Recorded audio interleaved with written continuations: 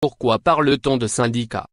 Entre la syndactylie, malformation caractérisée par la soudure de deux ou plusieurs doigts ou orteils, et le syndrome qui, dans le vocabulaire médical, représente l'association de plusieurs symptômes, ou bien, au sens figuré et selon le Petit Larousse, l'ensemble de comportements particuliers à un groupe humain ayant subi ou subissant une même situation traumatisante. Combien de mots s'installent dans un dictionnaire? 12. Syndic, syndical, syndicalisation, syndicalisé, syndicalisme, syndicaliste, syndicat, syndicataire, syndication, syndic, syndiqué, syndiqué. C'est largement suffisant pour qu'on tente de radiographier le mot phare, syndicat. Avec des points. Si on remonte d'une part au grec et d'autre part à ce qui l'a précédé, le bien lointain indo-européen, le mot syndicat est presque transparent. On y repère en effet tout d'abord en grec le radical si-un, qui sert à marquer l'idée de réunion, comme dans la sympathie, le fait de souffrir avec quelqu'un, ou encore dans la symphonie, ces sons offerts tous ensemble. Et donc dans le mot syndicat, la première syllabe relève bien de l'idée d'une action commune. Ensuite, avec les deux dernières syllabes se distingue la racine indo-européenne dex signifiant montrer, qu'on retrouve en grec avec dike, désignant la règle, le droit, la justice.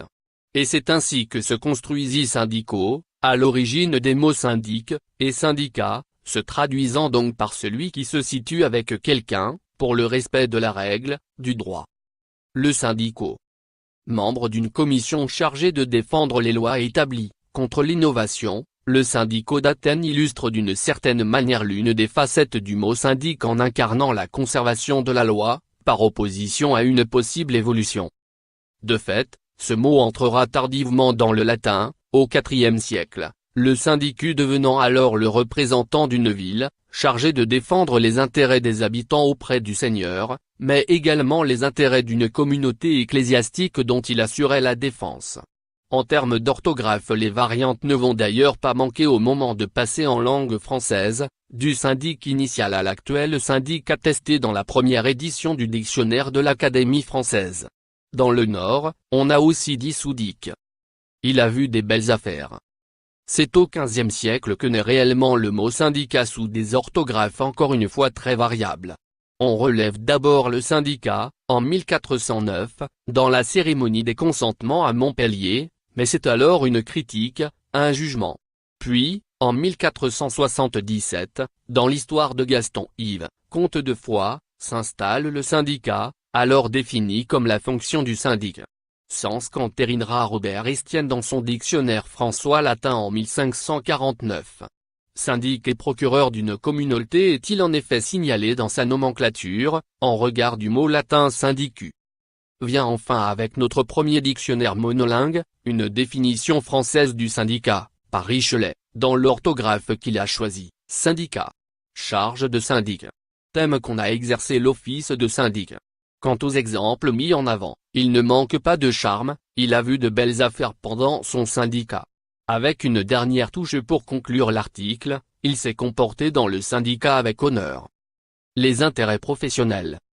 C'est en 1730 que le syndicat s'assimile à une association pour la défense des intérêts professionnels et en 1793 qu'il prend un sens politique, devenant l'Assemblée réunie pour travailler au projet d'une constitution. Enfin, au XIXe siècle, il définit clairement une association de défense des intérêts professionnels des salariés, en prenant une tournure politique.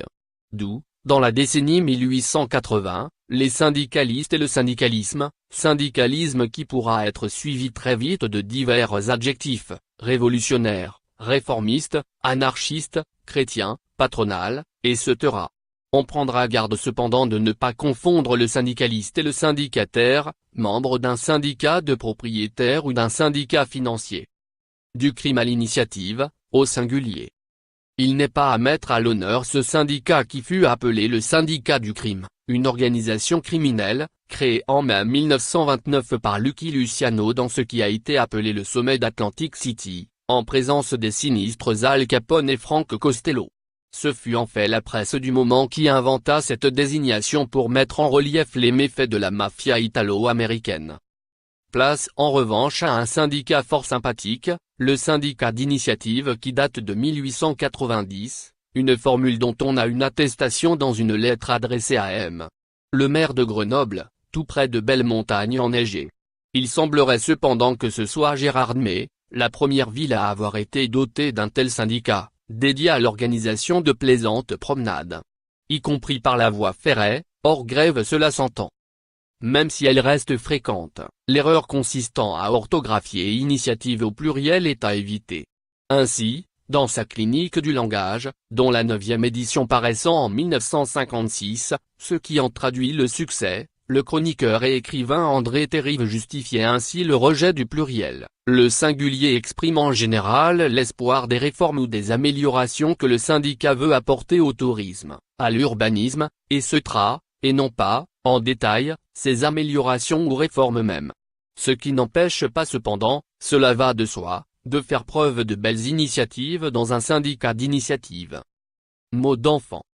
Aux bien jeunes enfants découvrant les homonymies issues de ce que les linguistes appellent les fausses coupes, le navion, le crocodile, reviendra ici le mot de la fin. Qui est Dika ?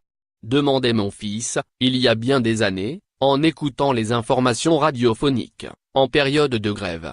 Sur l'instant, je n'ai pas compris. On le fait quand ? Ajouta-t-il. C'est ainsi que le père part trop obnubilé par l'étymologie perçue qu'il devenait sourd à ce qu'un enfant pourrait entendre, un saint au nom inconnu, Dika. Après tout, avouons-le, en période de grève, on ne sait plus trop à quel saint se vouer pour bénéficier d'un train qui nous fasse regagner nos pénates. Jean Prouvost est l'auteur de nombreux ouvrages. Il a été fait chevalier de l'ordre des arts et des lettres. Son dictionnaire français, outil d'une langue et d'une culture, 2007, a reçu le prix de l'Académie française.